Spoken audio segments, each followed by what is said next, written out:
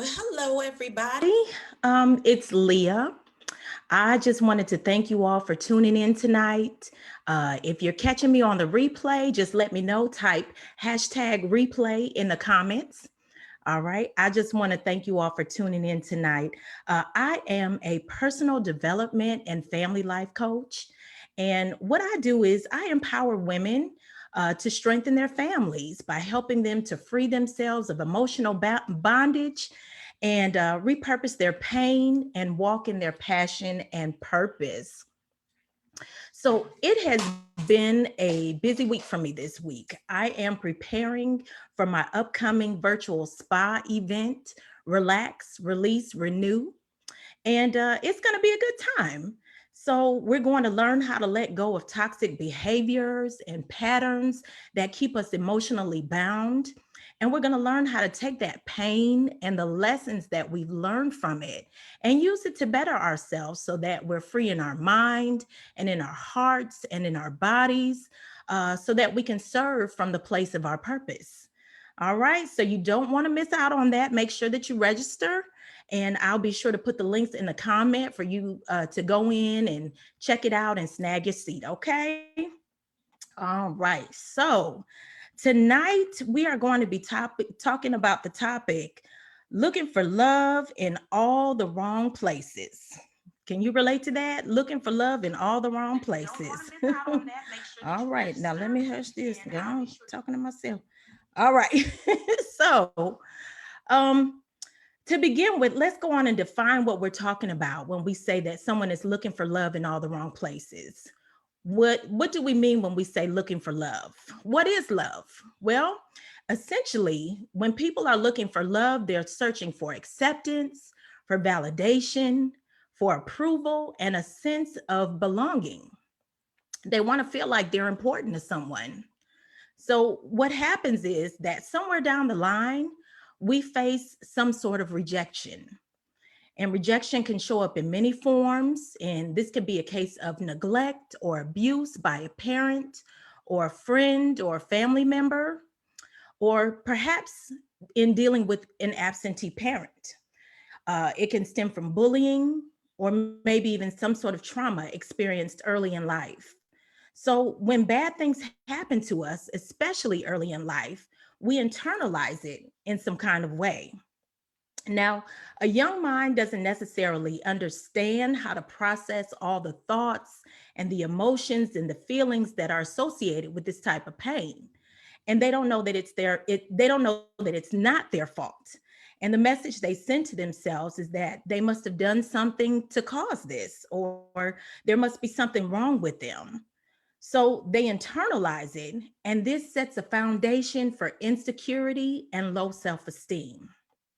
So now they may end up having problems fitting in with their peers or being accepted and being validated by the ones who should have loved them.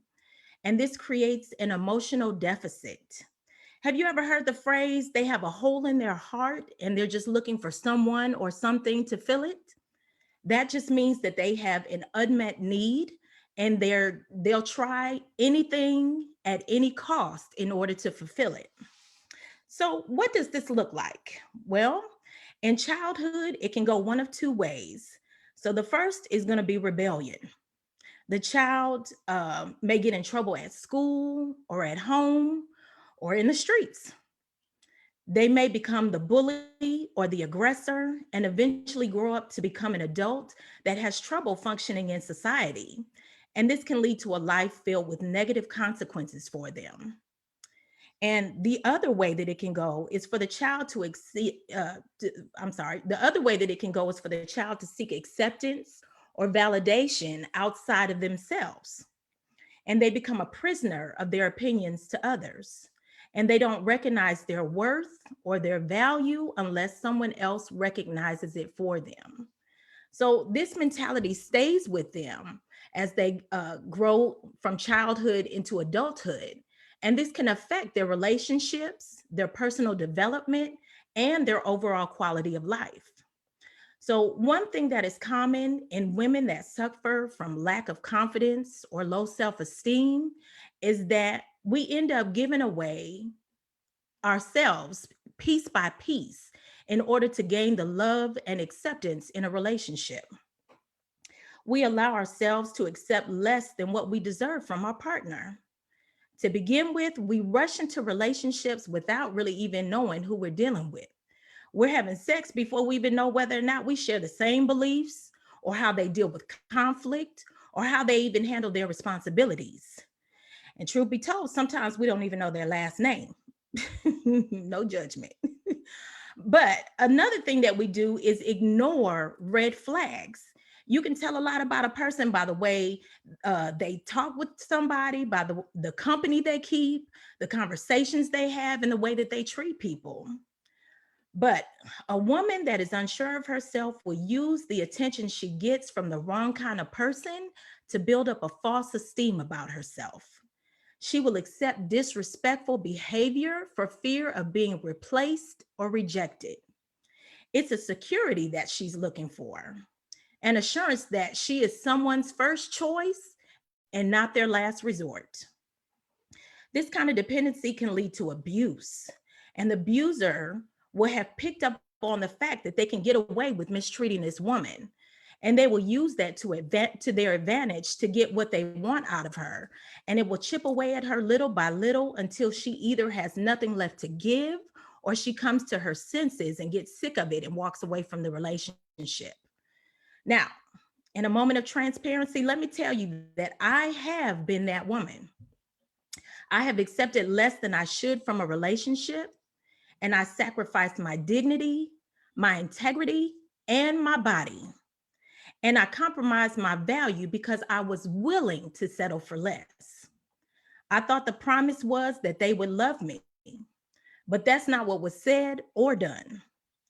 I had unrealistic expectations of the relationship, and as a result, I felt unworthy, unloved, undervalued, and just plain stupid. So I'm going to be very real and very transparent with you this evening because someone else is going through this situation and they don't know how to get out. And that's why I'm here to let you know that it is possible, to let you know that I made it out and you can too. So in my case, I was dealing with a man that had another woman and I knew about her. And he would tell me about all the problems that he was having with her. And he didn't have those same issues with me, and how much he loved being with me. And all his friends would tell me how crazy he was about me. And that's why you have to be careful about who's in your circle, because a real friend is going to let you know how foolish you're acting and how dumb you look. I didn't even realize that I was the other woman.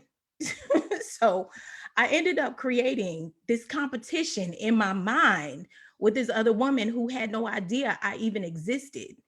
So this is what insecurity does. It creates an unwinnable internal battle within. So you see, in my mind, if I just treated him better than she did, if I was nicer to him than she was, and if I rocked his world, then he would choose me. And that was just all a part of my need for validation, for approval, and for acceptance. And what I ended up doing was I put my body at risk, as well as my heart and my mind and my emotional well being. So, when did it change? Well, it changed when he went on deployment and ended up getting married to somebody else that wasn't me or the other woman. And there I was alone again. So I'll be very honest, it did take me a long time to get over the hurt And it wasn't until years later that I realized I carried this baggage into other relationships.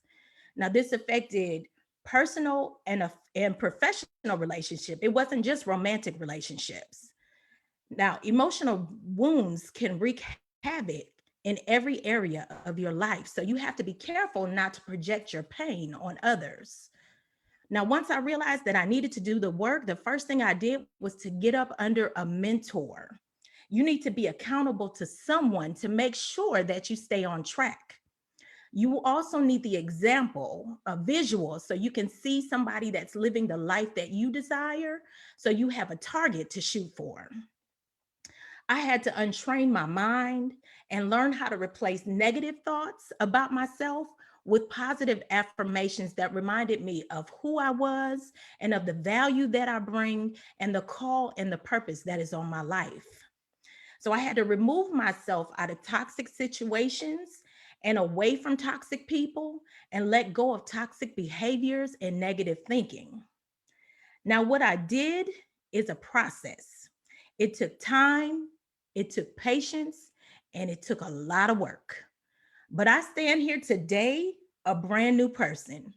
I'm confident in the fact that who I was is not who I am destined to be. I'm free of guilt and shame about my past. I have repurposed my pain and my shame, and I've used it to empower me on my journey. And now I can freely walk in purpose and help someone else out, just like I did. You can recover from your past. You have everything you need right in front of you. You are fully equipped. You are highly favored. You are blessed beyond measure, but you have to be the one to take the first step. So, I believe that when you've made the decision to make this type of change in your life, you have to have the right people to help you on your path. You need someone that has gone through it and that understands your struggles and that can guide you in how to come out of this dark place. You need to connect with someone that you trust that can show you how to let go of emotional toxins in order to live a happier, healthier, and more fulfilled life. So I'm going to be hosting a virtual spa event where we're going to learn how to let go of pain in order to free your mind and heal the total woman, mind, body, and soul. This is going to be Saturday, May the 8th, 2021, of course, this year. Uh, it's starting at 10 o'clock a.m. Central Time. And I'm going to be sure to post the flyer and the link to the page where you can snag your event. You can snag your spot for this event. So be sure to come on out and join us for makeovers, some fun, and some self love. All right. All right. So I just wanted to thank you all again for tuning in and remind you that you are valuable, you are loved. So be encouraged, be empowered, and be blessed. Take care, y'all.